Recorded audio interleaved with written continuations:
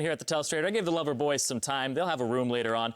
But I want to bring up a replay here. This is one of the team fights Jat was talking about where if C9, if it had just been executed a little bit better, they could have actually had a little bit of a better lead. It would have been a little bit closer. So as we take a look at this one, 21 minutes in, it ends up being a 4 for 3. And what you need to note at the start of this is Malphite ultimate is down. It was used to kill Reignover only. High, he's going to run himself a little bit out of mana here as the play continues, and then he doesn't have enough for a headbutt pulverized combo in the middle of it. So let's start this clip off and keep those two things in mind. Balls, no ultimate. High, he's retreating.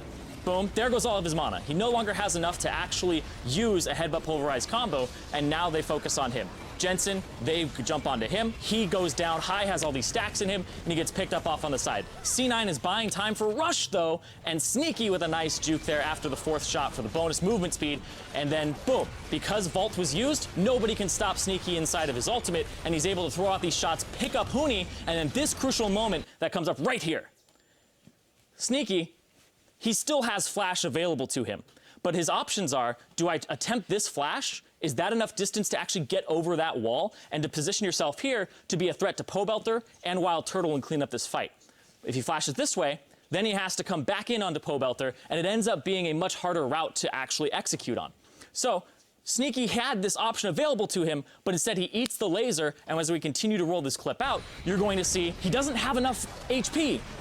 He doesn't want to get close enough to WildTurtle, and now these stacks are coming down. The double binding onto them kept them in place for WildTurtle to get enough HP back, and that is how WildTurtle ends up picking up that 4 for 3, or 5 for 3 at the end of the day. So that's one of those fights where there could have been another kill picked up there, and that could have been Sneaky pushing up a little further. That could have been Sneaky retreating from Reignover afterwards. But, you know, at the end of the day, it is that 10-0 for Immortals. Now, let's hand it off to Dash, who's got an interview ready with Immortals Kill Leaders. Thank you very much, Zyrene. That's right, I'm here with Reignover and WildTurtle of the victorious Immortals. And I don't know if you guys had the opportunity to see that clip as you were getting mic'd up there, but I think that that fight was a pretty perfect illustration of how, one, how bloody the game was, and two, how close it felt the entire time. Even though I'm sure when you guys go back and watch it, you'll actually take note of the gold lead that you guys were able to secure yourself even through all these kill trades. Did it feel that close? I'm coming to you first, WildTurtle, because the whole game just felt like every fight could have swung one way or the other. I think our team fights were pretty close, but I think we were in control for most of the game. I felt like every time we team fight, we were going to win. But somehow the team fights got super close. I think C9 team fought really well. Yeah, well, part of that was how big the Kalista got. And a big factor in that was, of course, the first blood that you guys secured before minions even show up to lane. But I actually want to come to you, Reignover, with the first blood question, because by him securing the first blood over there, that means that that's the first game this split that you don't get to be a part of first blood for your team. How does that feel, taking that statistic away from you? Well, like, I'm not really playing like the game for first play, you know? Like, if I just have a like opportunity, then I just go for it, and then like usually it ends up getting first blood. But like everyone was laughing and everyone was like happy, super happy about like Turtle getting first blood, because it's like really good start, you know? So like I didn't feel any bad, I just feel super happy. Absolutely. That didn't hinder your ability to have a good start either. I think very early on in the game we saw 4 kills on both you, so a lot of gold coming into your pockets. As this game developed though, fight after fight after fight, we saw 10 kills at 9 minutes, 15 kills at 12 minutes, 36 kills at 20 minutes. You know, it was just, how do you as a team approach a game like that that seems to be operating at such a high speed that you almost can't think that quickly? How do you guys as a team figure out what your priorities are going to be when it just seems that every other second there's a fight starting? I think, like, if you see their picks and our picks, like, we really want to siege and to push out turrets when you have advantage, and then C9 is really good at engaging fights.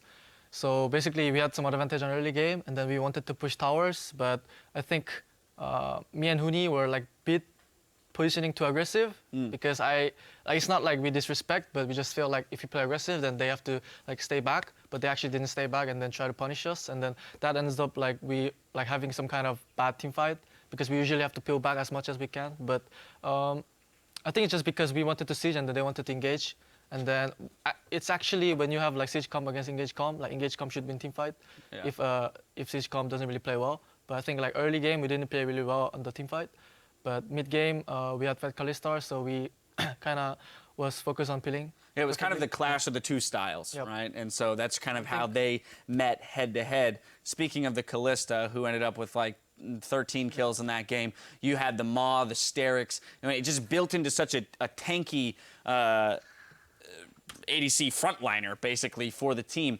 I actually want to get your opinion, though, on Jihn, because we got to see it come out this game. I know Sneaky's a big fan of it. It did, to some degree, impress with what it did. Of course, you guys got the first blood and a couple early kills, but what is your opinion of Jihn as an ADC and where he kind of falls into the tier list? I think Jihn is pretty strong in terms of like poking and like cleaning up fights, but I think like his laning is very weak because he's always prone to getting all in. And if you get all in as a Jihn, he can't really fight that well because his attack speed is like really low. Exactly. His mobility is essentially running out of ammo. Yeah. He's like, now I can move. Yeah, so it's a little give and take there. Well, who knows? Maybe we'll get to see that opportunity again. That being said, you guys did leave it up. And so I want to return now to picks and bans because we finally saw a team target Adrian take out that Soraka Janna that he had played for the entirety of the split. So again, back to you in the bot lane. Did it I kind of just want to get the team's opinion of the way that Cloud9 approached playing you, because it was different from what any other team has tried against Immortals yet so far, strategy-wise. I think banning out Adrian is cool, I guess, but like you can't really do anything even if you ban out Adrian because Adrian has a pretty big champion pool. But he's played a lot of like Soraka and Gen X, so I see why teams want to ban that. But I think Adrian can just play any champion. And especially with the Kalista too, so it doesn't really matter. Right, it kind of feeds into what we were talking about in our pregame is how do you even approach going up against Immortals? Who do you ban out? We talked about, well, maybe you ban out the Adrian, maybe you attack Reignover because you do make so many plays around the map.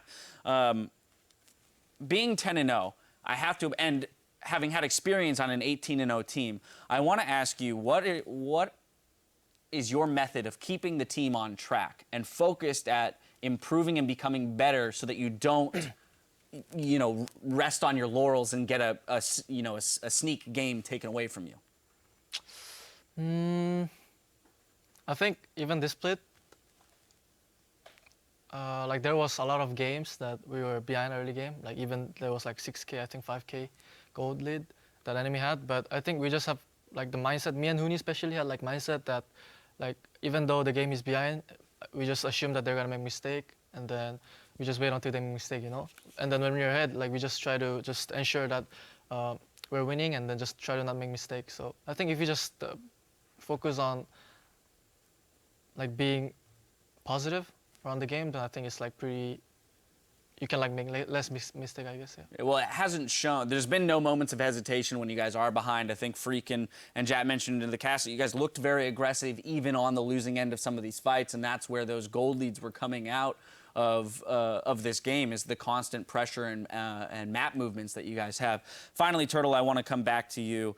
Close us out here with, a lot of people are looking at Cloud9 as the team that could beat you today with High back in the lineup.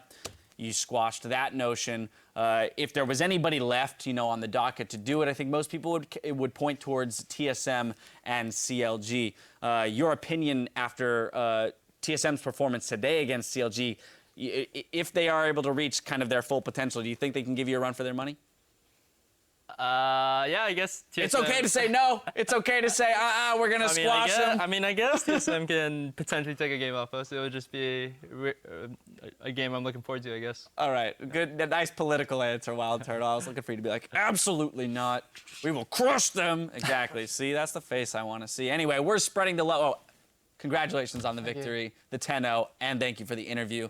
I'm being rude on Valentine's Day of all days. We're spreading the love here around the LCS studio with more tweets for your pro Valentines. This one comes from Spyron, maybe, who's chosen High, because I want to understand the magic. I think that we all do. I mean, do you guys have any idea as to what it is that makes High such an effective shot caller? I don't know. He just he talks a lot, I guess. He's an outgoing person. I actually want to play a game with High, You want to play with him? Yeah. You've never I want to see what is he doing, because like if there's like voice check, is it a voice check? I actually played with High before. He actually does talk a lot. Yeah, like High's. Like my check at the end of the game. Yeah. When I saw it, like High always like have a good shot call or like good. Like if he actually ensure like opportunities, even this game, like he just like if you have to go, he go for it. He doesn't hesitate, I think like players being like aggressive and then not being hesitant is actually a really good point, you know. So Yeah, I think it would be a real maybe treat. this kind of thing, like engage when no one can engage, this kind of thing, I think maybe it's making him like important player. Absolutely. I think everybody would appreciate being able to play a game with Hai, at least for a moment, see what it is like to be led by him. Anyway, that's going to do it for us on this game. We've got Liquid versus Renegades right after the break, so stay with us.